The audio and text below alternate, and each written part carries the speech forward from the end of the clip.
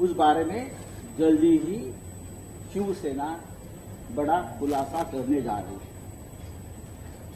मेरी जो लगता है 15 फरवरी प्रेस कॉन्फ्रेंस हो गई थी यहां, तब मैंने एक नाम का जिक्र किया था, सुमित कुमार नरवर। बार बार मैं उस बारे में पूछ रहा हूं ईडी को, इनकम टैक्स को, कि एक सामान्य आदमी बुलंदशहर का दूध बेचता था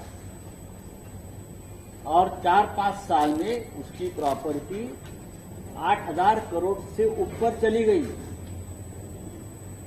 अब वो मलबार हिल में रहता है, पहले उसको कहीं भी रहने को घर नहीं था। अब वो व्यक्ति नोएडा में रहता था, उसका मलबार हिल में बड़ा आशियाना है, बड़ी बड़ी प्रॉपर्टीज है।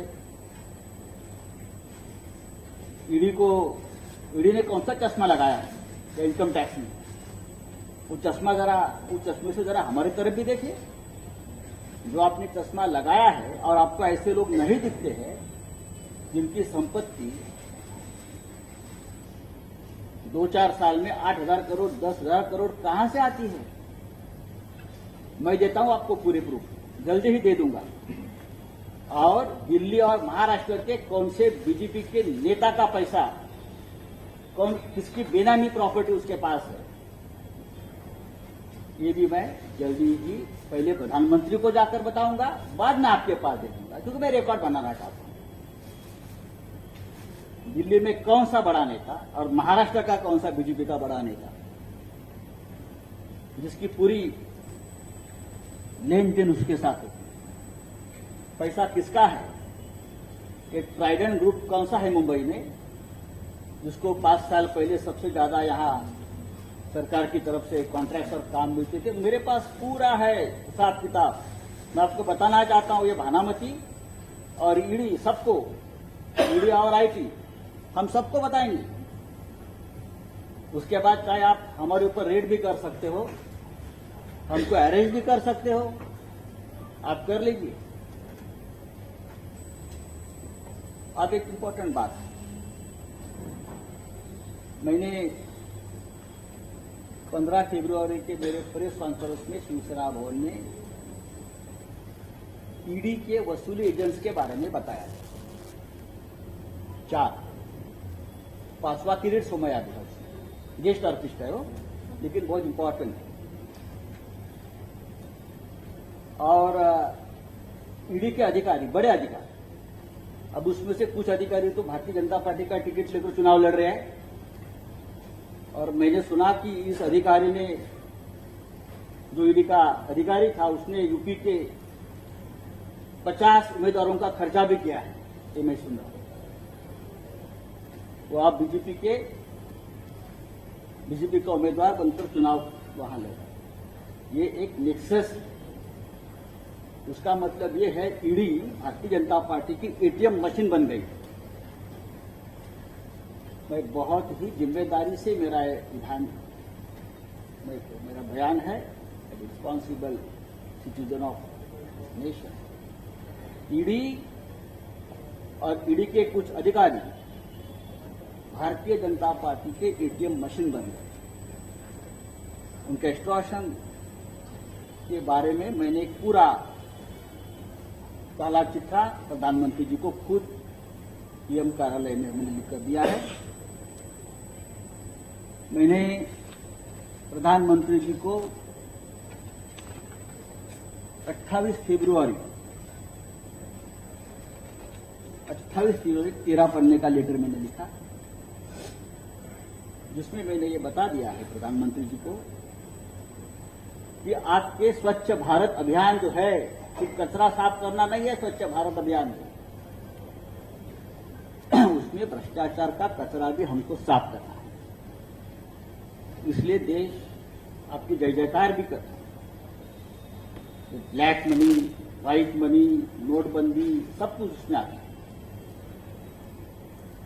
मैंने लेकर लिखा है कि जिस ईडी को आपने लगाया है सबके खिलाफ हमारा जो आपके राजनीतिक विरोधी है उनके खिलाफ ये ईडी क्या कर रही है असल में? मैंने पूरी वन पार्ट, मैंने जो लेटर लिखा है वो एक पार्ट है, ऐसे में 10 पार्ट इनको देने वाला, किस्तों पे दूंगा। पिछले कुछ वर्षों से ईडी के कुछ अफसर और एजेंट्स, उनका एक नेटवर्क बिल्डर्स, डेवलपर्स और कारपोरेट्स कंपनी को डराने का काम कर रहे हैं। और ईडी का एजेंट्स का एक नेटवर्क जो है वो एक्सट्रॉशन में लगा हुआ है, करोड़ों की वसूली कर रहा है। उसकी विस्तृत जानकारी मैंने प्रधानमंत्री को दी और मैं डॉक्यूमेंट्स के साथ बोल रहा हूं। आपको डॉक्यूमेंट्स शायद डिस्ट्रीब्यूट सर्कुलेट अभी किए हैं। ईडी का ऑफिसर का जो एक्सट्रैक्शन रैकेट है उसमें का जो की फैक्टर है उसका नाम है मिस्टर जितेंद्र चंद्रलाल नवलानी। और आपके जानकारी के लिए मैं उसका पैन नंबर और उसकी 7 अलग अलग कंपनियां भी मैंने आपको दे दी। इस 7 कंपनियों ने 100 करोड़ से भी आसपास 100 से ज्यादा बिल्डर डेवलपर से वसूली किए हैं, एक्सट्रॉशन किया है, जिसमें कैश भी है और चेक पेमेंट भी है, डिजिटल ट्रांसफर है उसमें। जिन जिन कंपनियों की ईडी ने जांच की, जिन कंपनियों की ईडी ने जांच की है, उस कंपनी ने अपना पैसा जितेंद्र नवलानी के इस 7 कंपनी में ट्रांसफर किया है।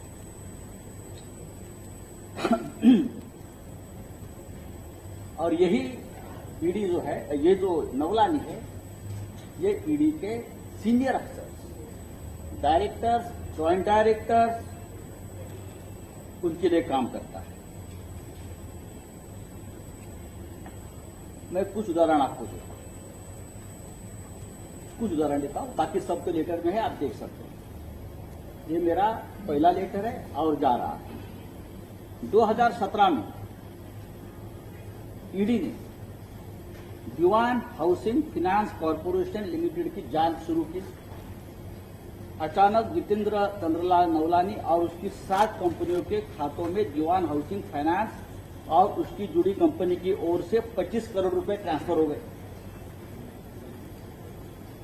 उसके बाद 31 मार्च को 2020 तक एसआर वाधवान और उनके फैमिली की ओर से जितेंद्र नवलानी की कंपनियों के खाते में और 15 करोड़ ट्रांसफर हो।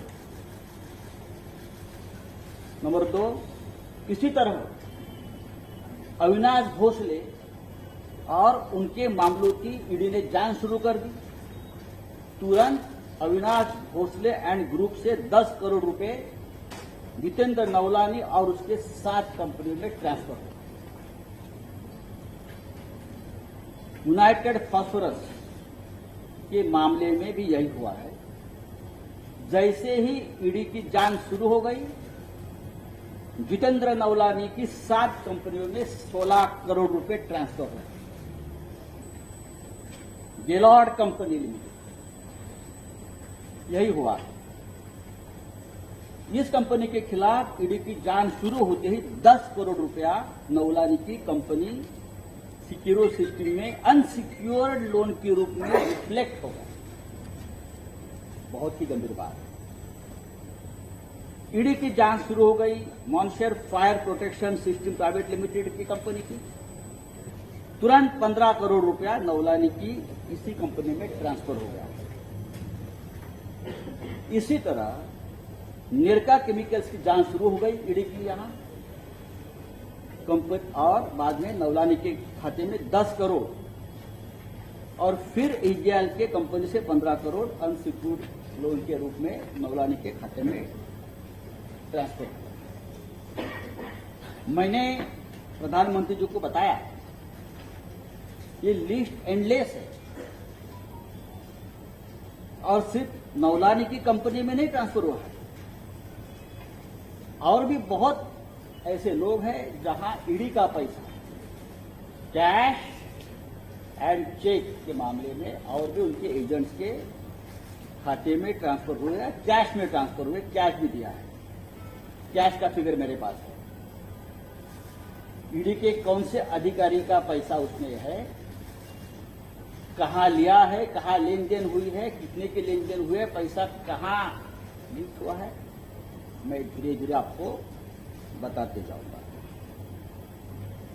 कौन है जितेंद्र नवलानी, कहां है ये, किसका आदमी है ये, किरीट सोमैया का उनका क्या संबंध है, ईडी के सबसे बड़े अधिकारी मुंबई दिल्ली इंचार्ज, उनका क्या संबंध है, पैसा क्यों ट्रांसफर हो रहा है इसके अकाउंट में।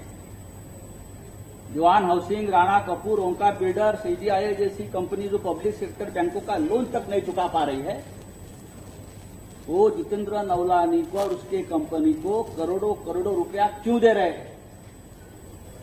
कंसल्टेंसी फी है ये। कौन सी कंसल्टेंसी चल रही है भाई? हाँ, कोई ऑफिस नहीं है, कोई स्टाफ नहीं है, कौन सी कंसल्टेंसी चल रही है? देखिए, ये सब पैसा मुंबई में और दिल्ली में बैठे हुए ईडी ऑफिसर के लिए जमा हुआ, उससे बाहर की देशों में प्रॉपर्टी खरीदी जा रही है बेनामी। और आप हमारे लोगों के 1 लाख, 2 लाख, 3 लाख का ट्रांजैक्शन देख रहे हो, आपका ट्रांजैक्शन कौन देखेगा? इस रैकेट में कुछ मुंबई और महाराष्ट्र के प्रमुख बीजेपी के पॉलिटिकल लीडर भी जुड़े हैं। और मैं हवा में बात नहीं कर रहा हूं, आपके पास कागज में नहीं दिए, आपने देखा होगा। ये बहुत ही गंभीर मामला है। देश का सबसे बड़ा करप्शन का ये रैकेट है। मुंबई में बैठकर चल रहा है, दिल्ली में बैठकर चल रहा है। महाविकास आघाड़ी के लोगों को भी जो प्रताड़ित करने का काम है, ये इसी रैकेट का एक काम है। आज मैंने जो आपको बात बताई है, ये सिर्फ 10% है, लेकिन उस बारे में जो मैंने बताई है, उस बारे में एक विजिलेंस रिपोर्ट भी आया है सेंट्रल एजेंसी का। जो मैंने बताया है ना आपको, इंफॉर्मेशन, जानकारी, वो भी प्रधानमंत्री के संज्ञान में है। ईडी क्या कर रही है? आज दोपहर को हमने जिस बात का मैंने जिक्र किया, Jitendra Navlani and racket with ED, उस बारे में मुंबई पुलिस ने एक एफआईआर दर्ज कर दी, करप्शन। आम्ही हा गुन्हा, ही तक्रार आज मुंबई के पुलिस आयुक्त से, मुंबई के पुलिस कमिश्नर के पास इस करप्शन, भ्रष्टाचार, एक्सटॉर्शन, खंडनी, हमने 4 ईडी अफसर्स के खिलाफ जितेंद्र नवलानी की पूरी जानकारी के साथ हमने दिया है। आप देख सकते हो, आपको उसका भी सर्कुलेशन हो जाएगा। और मुंबई पुलिस ये एक्सटॉर्शन रैकेट की, क्रिमिनल सिंडिकेट की जांच आज से शुरू कर रही है। Mumbai police, I repeat, Mumbai police सक्षम है इस क्रिमिनल सिंडिकेट, इस नेक्सस, एक्सटॉर्शन, खंडनी, हमारे भाषा में मुंबई पुलिस उसकी जांच आज से शुरू कर रही है। And mark my words, ED के कुछ अफसर जेल में जा सकते हैं। ये चोरी, ये लफंगेगिरी, ये डकैती, ये एक्सटॉर्शन मुंबई में जो चल रहा है, करोड़ों करोड़ों रुपया कहां जा रहा है? क्या पीएम केयर फंड में जा रहा है? क्या नहीं, आपके घर में जा रहा है, विदेश में जा रहा है, विदेश में जा रहा है। और ये भी रैकेट में दे दूंगा आपको। उसमें कौन शामिल है और बीजेपी के कौन से नेता शामिल है उसमें?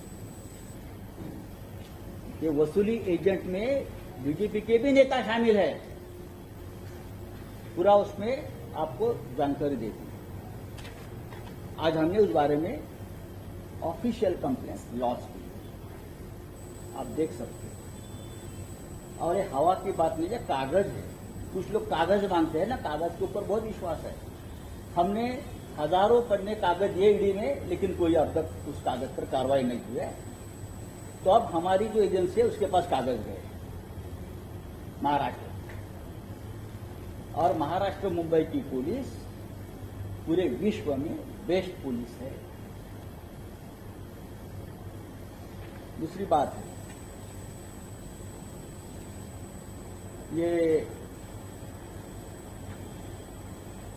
किरीट सोमैया जी है, महान महात्मा, सबके भ्रष्टाचार के मामले निकालते हैं, कागज फड़फड़ाते हैं। करने दो, उनकी हॉबी है, तो कुछ नहीं। मैंने उनके बारे में भी एक सवाल पूछा था कि आप बार बार पीएमसी बैंक घोटाला, राकेश वाधवान, एचडीआईएल, पत्राचार के भ्रष्टाचार के मामले में बोलते हो, अच्छी बात है, कोई भी हो भ्रष्टाचार के बारे में बात करनी चाहिए। लेकिन मैंने उस वक्त सवाल पूछा था 15 फरवरी को कि पीएमसी बैंक घोटाले का जो मुख्य कॉन्स्पिरेटर है एचडीआईएल के को फाउंडर मिस्टर राकेश वाधवान के साथ आपके बिजनेस रिलेशन क्या है?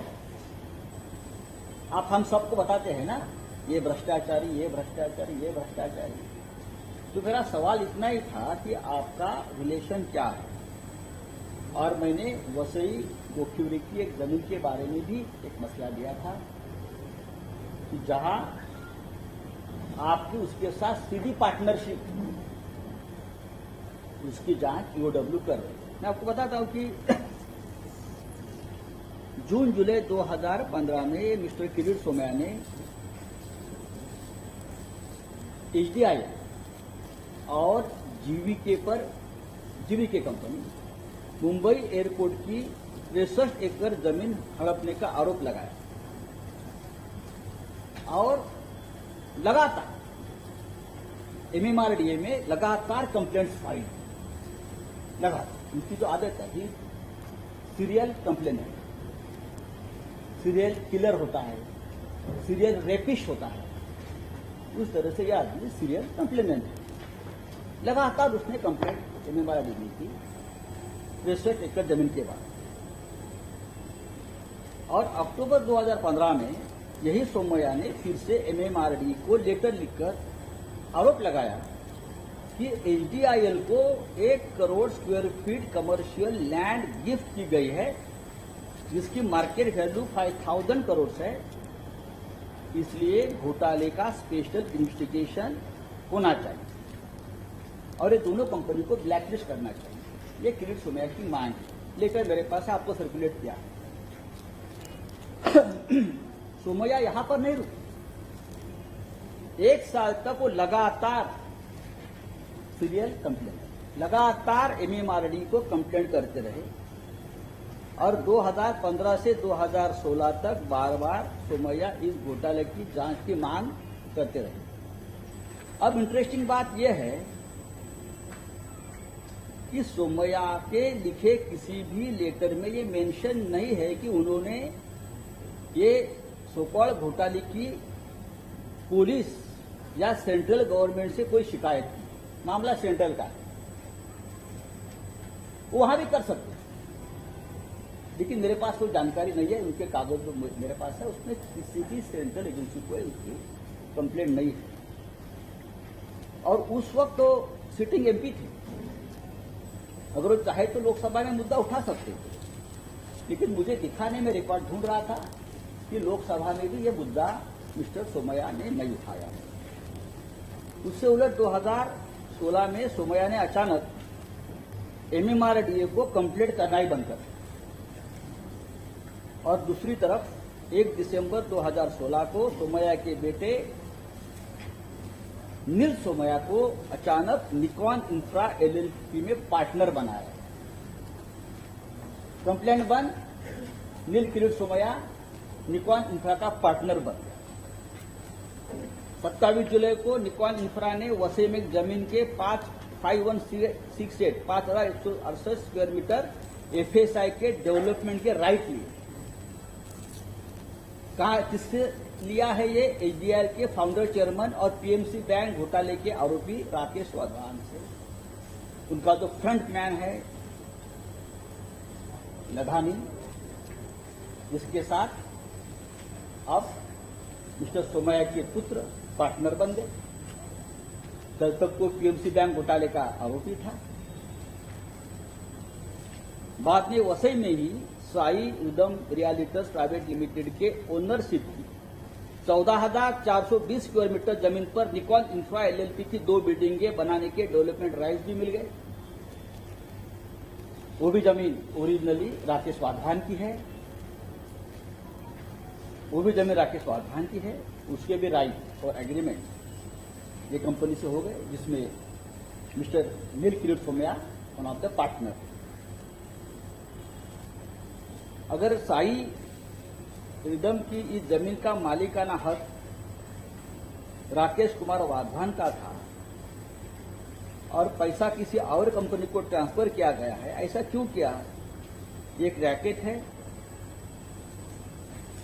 और उसमें मैं पहले से बोल रहा हूं, राकेश वाधवान को पीएमसी बैंक घोटाले में ब्लैकमेल करके जमीन दी और बाद में कंप्लेंट्स बंद है। पूरा यह व्यवहार सस्पिशियस ट्रांजैक्शन है। जब सोमैया वाधवान के एचडीएल को लेकर इतने गंभीर आरोप लगाते रहे हैं, तो ये सोमैया फैमिली वाधवान के साथ या वाधवान के जमीन के साथ इस प्रकार से सस्पिशियस व्यवहार, बिजनेस पार्टनरशिप कैसे कर सकते हैं? हजारों करोड़ का बिजनेस है ये। अगर एक आदमी किसी व्यक्ति के ऊपर इस प्रकार से भ्रष्टाचार के आरोप लगाते, पीएमसी बैंक लूटने का आरोप लगाते, उसी व्यक्ति के जमीन पर जो एक प्रोजेक्ट बन रहा है हजारों करोड़ का, उसमें नील किरीट सोमैया बिजनेस पार्टनर कैसा बन सकता है? इस सवाल का जवाब अब तक कोई नहीं दे पा रहा है और ना भारतीय जनता पार्टी का कोई नेता दे पा रहा है। मुझे लगता है इसकी भी जांच हो रही है। चाहे आपको एंटीसिपेटरी बेल नहीं मिला है वगैरह सब ठीक है, आप बोल रहे हैं मेरे पास क्या कोई कंप्लेंट ही फाइल नहीं हुई, इसका मतलब कल नहीं होगी। पुलिस कंप्लेंट आज नहीं कर रही है, लेकिन जो जांच चल रही है और जांच जिस दिशा में जा रही है, जो एविडेंस सामने आ रही है, मार्क माय वर्ड्स, बाप बेटे जेल में जाएंगे। आप कितने भी कागज फड़फड़ाइए। ये नील किरीट सोमैया के जो पार्टनर है देवेंद्र लढ़ाने की कंपनी साई रिदम रियल्टर्स, उस फाइनेंशियल ईयर 2013-2014 की अगर उसकी बैलेंस शीट आप देखें, लैंड परचेज के कॉलम में मैंने कागज दिए हैं। राकेश वाधवान का सीधा रेफरेंस है और राकेश वाधवान से अकाउंट से इस कंपनी में लगभग 5 करोड़ रुपए आए हैं। 2 एंट्रीज है, एक 3,08,56,000 की एंट्री है और दूसरे पूरे कागज, पूरे बैलेंस शीट, पूरे बैंक अकाउंट्स के कागज हमने आपको दिए हैं। आप चाहे कितने भी फड़फड़ाएं, आपको ये कागज के बारे में बताना। आप झूठ मूठ बताइए, लेकिन बताइए। और भी कागज आ रहे हैं। मैं आपका ज्यादा समय नहीं ले रहा चाहता कि आपको शिवसेना भवन में बार बार आना है इस प्रकार की प्रेस कॉन्फ्रेंस को। आज मैंने इस देश का सबसे बड़ा ईडी का घोटाला आपके सामने रखा है। एक छोटा सा पन्ना है जो हमारे पास जानकारी है, और भी आ रहे हैं। और अगले मेरे प्रेस कॉन्फ्रेंस में मैं अधिकारियों के नाम लेकर बताने वाला हूं, किसको क्या मिला है, किसने किससे एक्सट्रॉशन किया है, और जो पॉलिटिकल सिंडिकेट कर रहा है ना हमारे खिलाफ, उसका सूत्रधार कौन है, सब कुछ बताऊंगा। मैं इतना ही कहूंगा, आप चाहे हमारे खिलाफ कितनी भी ताकत लगाएं, चाहे शिवसेना हो, चाहे महाविकास आघाड़ी की सरकार हो, आप कितनी भी साजिश रचिए, कितनी भी ताकत लगाइए, कितनी भी बदनाम करिए, लेकिन ये सरकार और हम सब मुख्यमंत्री से लेकर नीचे का कार्यकर्ता आप हमारा बाल नहीं बहा सकते। ये सरकार रहेगी, महाविकास आघाड़ी रहेगी, और चाहे मुंबई महानगर पालिका को सामने रखकर अगर आप हमारे लोगों के ऊपर एक्शन ले रहे हो, झूठे एक्शन, तो ये आपके ऊपर बुमरांग होने वाला है। मुंबई महानगर पालिका में आपके लोग क्या कर रहे हैं, पिछले दिन किसको कितना हिस्सा मिला है, आपके लोगों को आपने कैसे एक्सटॉर्शन किया है मुंबई महानगर पालिका से, ये भी हम भानामती जो है ना, आईटी भानामती डिपार्टमेंट को हम भेज रहे हैं। हम देखेंगे आप उनके ऊपर कैसे रेस करते हैं। लेकिन आज की ताजा खबर यही है कि कंप्लेनेंट अरविंद जगन्नाथ भोसले, उसने मेरे कागज के ऊपर जो मैंने आपको दिए मुंबई पुलिस के पास कंप्लेंट फाइल किया है और उसकी जांच हो रही है और जांच एक अंजाम तक पहुंचेगी। और मैंने कुछ दिन पहले कहा था ईडी के 3 अधिकारी यह इंतबाह है। धन्यवाद, जय हिंद।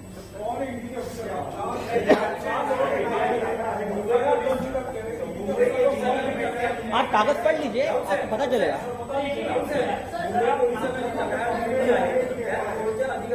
बघा, हा तपासाचा भाग असतो, एक लक्षात घ्या। This is the matter of investigation. ये इन्वेस्टिगेशन है। मुंबई पुलिस उसकी पूरी नीचे तक जाकर जांच करे। मुंबई पुलिस को भी किसी को भी समन कर बुलाने का पूरा अधिकार है। ऐसे मामले में अगर आपको अधिकार है हमको उठा, हमें भी अधिकार, अगर आपको अधिकार है सेंट्रल एजेंसी को, समझ लीजिए वो अधिकार स्टेट सरकार को भी होता है। और वो अधिकार क्या होता है वो भी आपको पता चलेगा। दो सवाल है सर। पहला सवाल ये, तो आपने जो डॉक्यूमेंट दिए उसमें 1:52 का वक्त जो अरविंद जी के नाम से है, तो क्लैरिटी दिए। नहीं, मैं क्लॅरिटी वगैरे नहीं, मैं कागद दिया है। आपका हर सवाल का जवाब मैं नहीं दूंगा। ज्यांची नावं आपण त्याच्यात उल्लेख केलेला आहे, 70 नावं आहेत आणि 58 कोटी रुपयाचं ट्रान्झॅक्शन आपण दाखवलं, ते चेकच आहे। चेकचं, तर त्या लोकांची तक्रारही नोंद करणार आहात त्या मी लोकांनी? बघा, तुम्हाला कळलं पाहिजे की आता हा विषय गेलेला आहे मुंबई पोलिसांकडे। हे प्रश्न मुंबई पोलिसांची हे उत्तर देऊ शकतील, तक्रारदार नाही, आम्ही नाही। तपास कोणत्या दिशेनं जाईल, तपासासाठी कोणाला बोलवलं जाईल हे मुंबई पोलीस ठरवतील। आम्ही क्या भारतीय जनता पक्षाचे लोक आहोत का? आता ह्याला बोलवणार, आता त्याला बोलवणार, अब उसको उठाएंगे, अब उसको सुलाएंगे, ये हमारा काम नहीं है, ये हमारा काम नहीं है। We are law makers. हमारा जो ठाकरे सरकार है कानून से काम करती है, तो कानून से ही काम होगा। जिसको बजाना है वो कानून से बजेगा।